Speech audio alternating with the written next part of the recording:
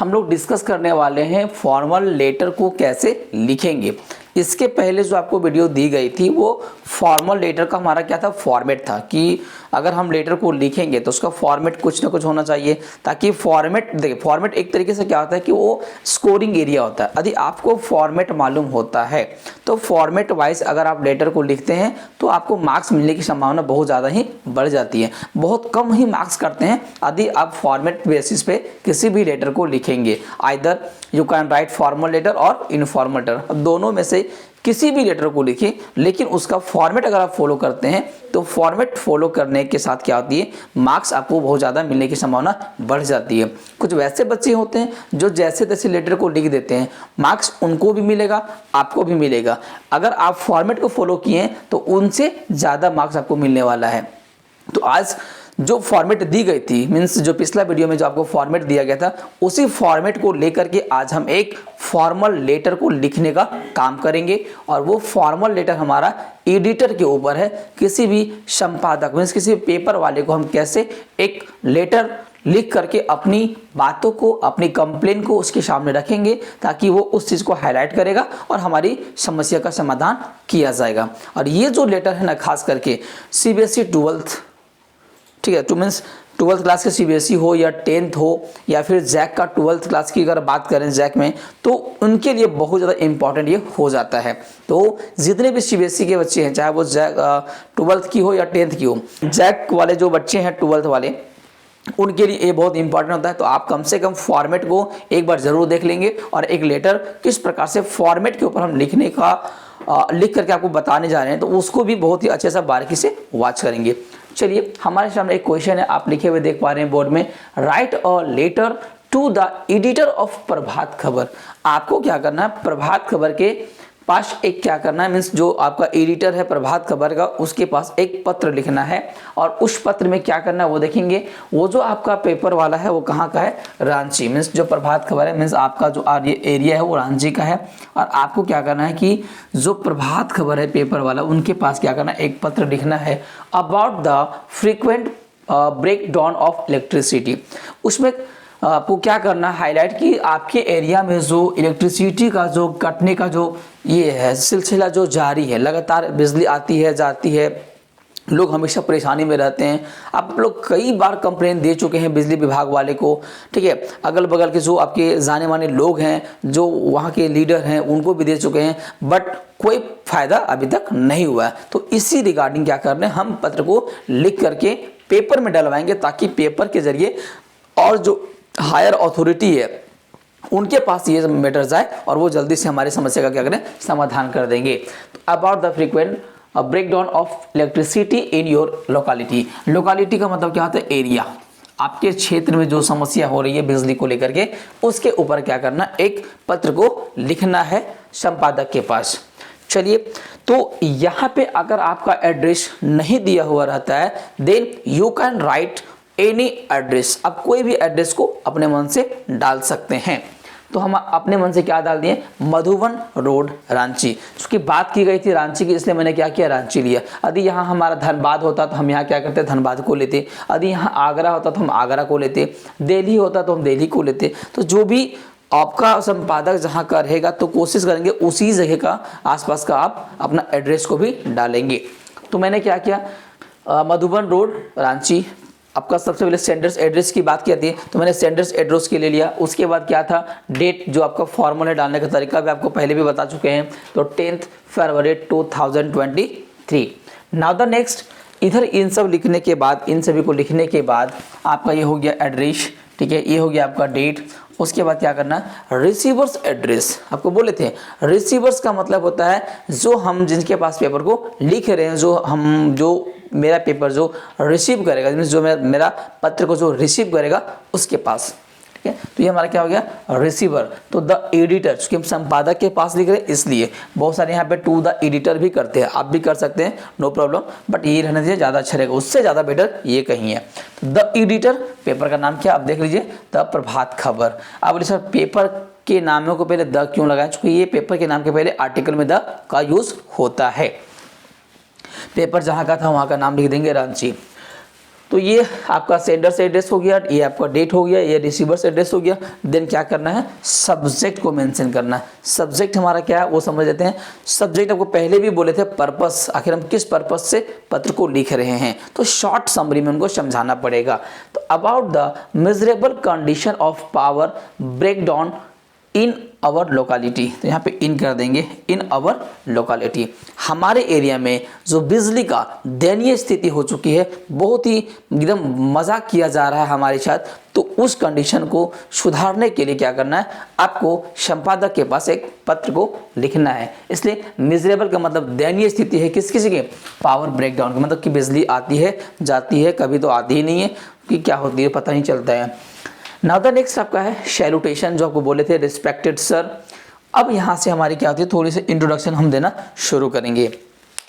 Through the column of your esteem daily, means आपकी every day में छपने वाला जो पेपर है उसके माध्यम से I would like to draw the attention, मैं उनकी ध्यान को आकर्षित करना चाहता हूँ ऑफ द कंसर्न अथॉरिटीज, जो जाने माने हमारे अधिकारी हैं, towards the miserable condition of power breakdown in our locality, कि हमारे एरिया में जो समस्या हो रही है बिजली को लेकर के, उनकी ओर मैं हायर अथॉरिटी के ध्यान को आकर्षित करना चाहता हूं आपके पेपर के माध्यम से। तो यहाँ से यहाँ तक लेकर आपको क्या था, ये फॉर्मेट के अनुसार हम लोग चल रहे थे। अब हम लोग यहाँ पे क्या करेंगे, बॉडी ऑफ द लेटर लिखेंगे। बॉडी ऑफ द लेटर कहने का मतलब कि क्या क्या समस्या हमारे एरिया में हो रही है, किस किस प्रकार की समस्या को लोग झेलते आ रहे हैं, उस चीज़ को हम लोग क्या करेंगे, अभी लिखेंगे। तो ये आपका हो जाता है बॉडी ऑफ लेटर, या फिर reason of writing the letter, कि पत्र को हम कैसे लिखेंगे और क्या क्या उसमें इंक्लूड करना पड़ता है वो भी देख लेंगे। बहुत ही सिंपल तरीके से लिखे हैं, इससे भी हार्ड लैंग्वेज में लिख सकते थे, बट ऐसा लिखें ताकि आपको समझ में आ जाए आराम से, और हर एक बच्चे जान सके कि जो समस्या होती है कैसे उसको हम आराम से इजी वे में कैसे लिख सकते हैं, टेंसेस का यूज करते हुए खास करके। ठीक है, तो चलिए देखते हैं। I wish to draw your kind attention to the frequent power breakdown of electricity in our area. ठीक है, मीन्स मैं ऐसा विश मीन्स इच्छा जाहिर करता हूँ आपसे कि आप इसे आपके पेपर के माध्यम से हम ध्यान को आकर्षित कराना चाहेंगे, और वो प्रॉब्लम को जो हमारे एरिया में बिजली बार बार कटते रहती है उसकी ओर ध्यान को आकर्षित कराना चाहूँगा या चाहता हूँ। The electric supply of this town has gone from bad to worse, हमारे एरिया में जो इलेक्ट्रिक सप्लाई था, जो बिजली हमें मिलती थी, ठीक है, वो क्या बोलते हैं, बद से बदतर हो चुकी, मतलब खराब से कहीं ज़्यादा और ख़राब हो चुकी है। अगर ख़राब रहे तो उसको झेला जा सकता है, लेकिन बद से बदतर हो चुकी है। बिजली की जो समस्या है वो बहुत ही ज़्यादा असहनीय हो चुकी है। The annual exam of Jack 10th and 12th, जो जैक का 10th और 12th का जो एग्ज़ाम होने वाला है वो नज़दीक है। एंड सीबीएसई बोर्ड भी हमारे नज़दीक आ चुके हैं। आर एट हैंड, हैंड का मतलब एकदम पूरा सामने आ चुका है।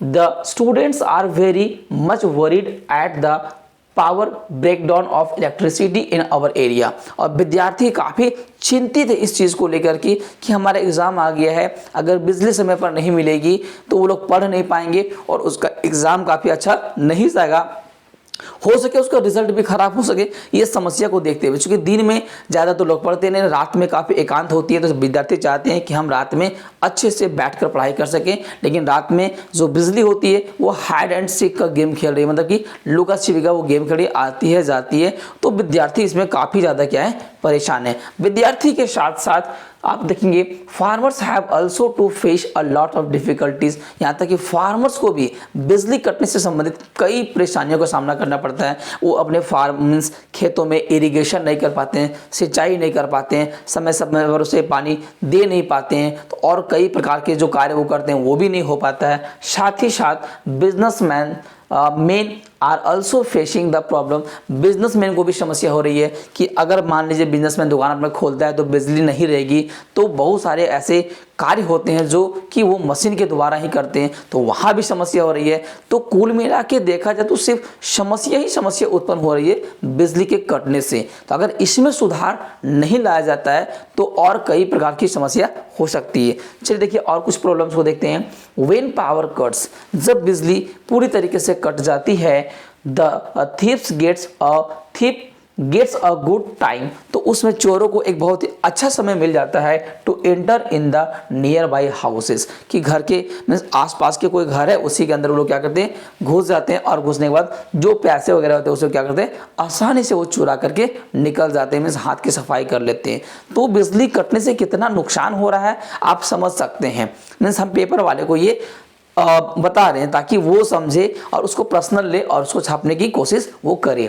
तो ये इस प्रकार से होती है। People have become fed up, लोग तंग आ चुके हैं डेली डेली चोरी, ठीक है, और ये जो बार बार समस्या होती रहती बिजली कटने की, तो बहुत ज़्यादा वो लोग परेशान हो चुके हैं, तंग आ चुके हैं। They have complain several times, वो लोग कई बार कंप्लेन कर चुके हैं to the department of electricity, जो विद्युत का जो डिपार्टमेंट है वहाँ पे भी कर चुके हैं वो लोग, बिजली वाले के पास, बिजली विभाग में कंप्लेन कर चुके हैं।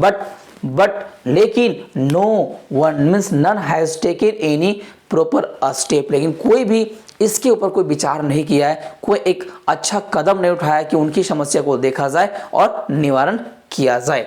इसलिए आई रिक्वेस्ट यू, मैं आपसे विनती करता हूँ, अनुरोध करता हूँ, to highlight this unbearable problem of the people, कि आप लोगों की जो अनबियरेबल प्रॉब्लम है, मीन्स असहनीय परेशानी जो है, मीन्स उसको सहा बिल्कुल नहीं जा सकता है, क्योंकि इतनी कष्ट होने के बाद कौन लोग सहेंगे। तो यह अनबियरेबल प्रॉब्लम है जो नहीं सहा जा सकता है। आप कम से कम इस चीज़ को हाईलाइट कीजिए, अपने पेपर में उसको छापने की कोशिश करें।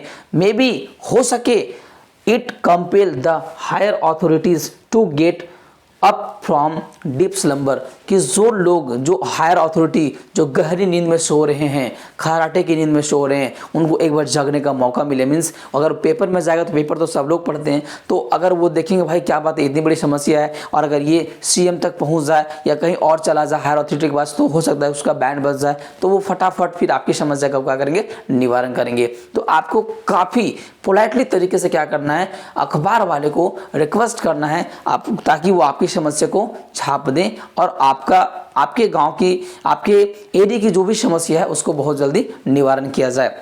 योर्स फेथफुली, आपका विश्वासी। यदि यहाँ पे क्वेश्चन में नेम दिया हुआ है तो आप उस नेम को खुद से पुट कर सकते हैं, और अगर क्वेश्चन में नेम नहीं दिया हुआ है तो वहाँ पे आप कोई भी नेम को डाल सकते हैं, XYZ आप कोई भी नेम को डाल सकते हैं, कोई दिक्कत नहीं। आप यहाँ पे खुद के नेम को भी डाल सकते हैं।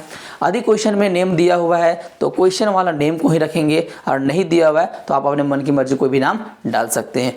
लेकिन ध्यान रहे, दिया हुआ है क्वेश्चन में तो एनी हाउ उसी को ही डालना पड़ेगा। तो ये था एक फॉर्मल लेटर किस प्रकार से लिखेंगे। बाकी फॉर्मल लेटर को आप इसी तरीके से लिख सकते हैं।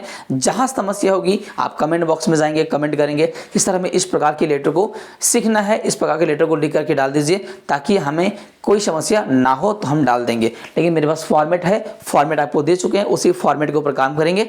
बाकी बेसिकली जो होती है, अगर हम इंग्लिश को इम्प्रूव करना चाहेंगे तो उसके लिए ग्रामर इंपॉर्टेंट होती है। तो ग्रामर का बहुत सारा लेक्चर भी हमने क्या किया, डाल दिया। उन सभी को देखिए, उसको यूज़ कीजिए, उसके बाद लिखने की कोशिश कीजिए, एकदम आराम से आप लिख लेंगे। एकदम सिंपल सा लैंग्वेज में लिखा हुआ था। आप इसको स्क्रीनशॉट भी ले लेंगे।